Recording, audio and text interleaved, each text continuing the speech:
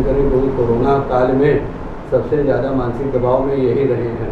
तो पहले आप हमारा मार्गदर्शन करें कि किस तरह हमें अपना व्यापार करें और किस तरह इस परिस्थितियों से बाहर निकलें। बैठे बैठे।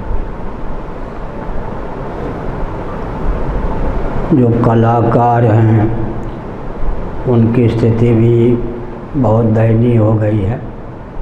कोई सांस्कृतिक कार्यक्रम होता नहीं, वे भी बहुत संकट में हैं।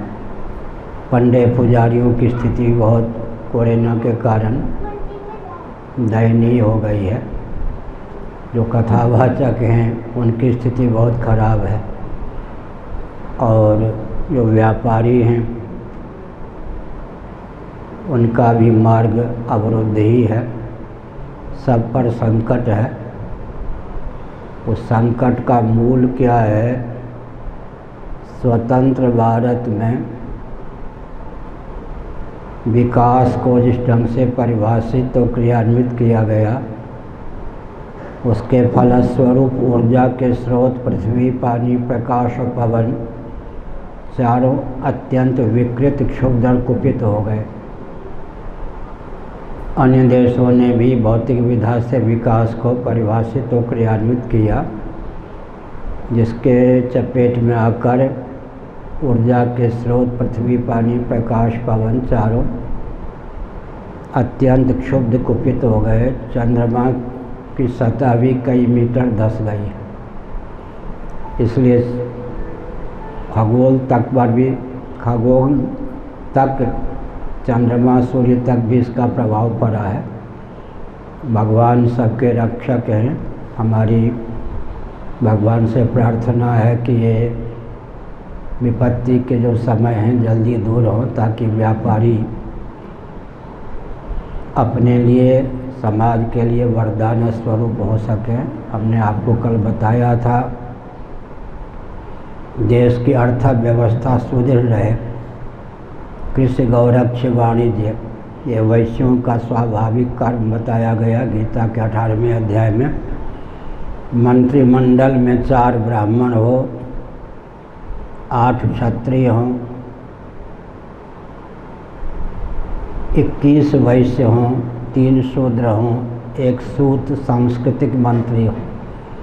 महाभारत शांति पर्व के अनुसार 21 वैश्य का अर्थ होता है कि अर्थव्यवस्था राष्ट्र की सदा संतुलित रहे, अर्थ की विपन्नता पूरे देश को प्राप्त ना हो। ये व्यापारियों के लिए ये अर्थ के स्रोत हैं, और इस कोरोना के कारण उनकी जीविका पर भी बहुत गंभीर प्रभाव पड़ा है। अभी अमेरिका आदि का कथन है कि चीन ने योजनाबद्ध ढंग से अपने वैज्ञानिकों को इस महामारी को फैलाने के लिए जीवाणुओं का प्रयोग किया है। तो आत्मनः प्रतिकूलानि परेषां न समाचरेत्। चीन को यह ध्यान रखना चाहिए कि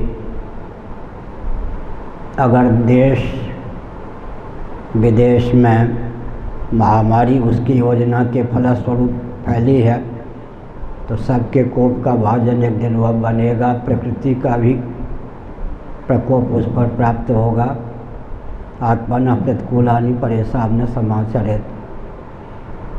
शासन तंत्र का भी दायित्व है कि वह ऐसा मार्ग प्रशस्त करे कि व्यापारियों को भी जीविका सुलभ हो सके। श्रीमद् भागवत के 8वें स्कंध में धन के विभाग का वर्णन किया गया है।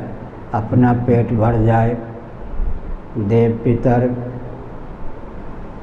के निमित्त जो कार्य करने चाहिए उनका संपादन हो जाए, परिवार का पोषण हो जाए, अतिथि का सम्मान हो जाए, कुछ संपत्ति ऐसी हो कि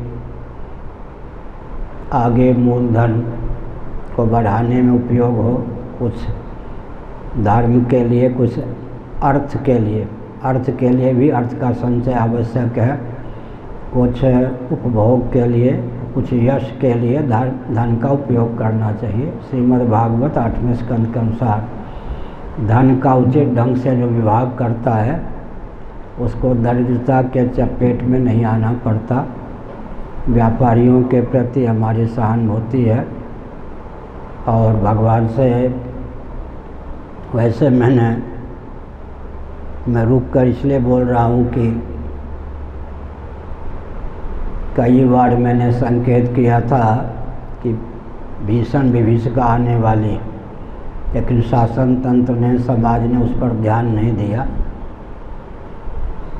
अभी भारत भूषण पांडे जी मिले थे कहीं, उन्होंने बताया कि 10 साल पहले भी उनसे मैंने कहा था कि 10 साल बाद बहुत भयंकर परिस्थिति होगी। कोरोना के पहले भी हमने कई जगह कहा था, तो शासन तंत्र ने उस पर ध्यान नहीं दिया। अब भगवान से हमारी प्रार्थना है कि अधिक परीक्षा न लें। पूरा देश ही आर्थिक दृष्टि से विपन्न हो गया है कि महामारी दूर हो। और हमने वन दुर्गोपनिषद है हमारे पास, झारखंड में जो देवघर बैद्यनाथ धाम, वहाँ के पंडित पुजारियों ने फ़ोन करवाया था, इस महामारी को दूर करने के लिए कोई अनुष्ठान बताइए। तो वन दुर्गोपनिषद में इस प्रकार की महामारी को दूर करने के लिए अनुष्ठान है। केवल 1 पृष्ठ की सामग्री है, उसका पाठ करने पर भी कल्याण हो सकता है, संकट दूर हो सकता है। व्यापारियों के प्रति मेरी सहानुभूति है। वे अर्थ की रीढ़ हैं, उन्हीं के कारण आर्थिक विपन्नता से देश बचा रहता है। भगवत कृपा से वो प्रबंधित हों, ऐसी भावना।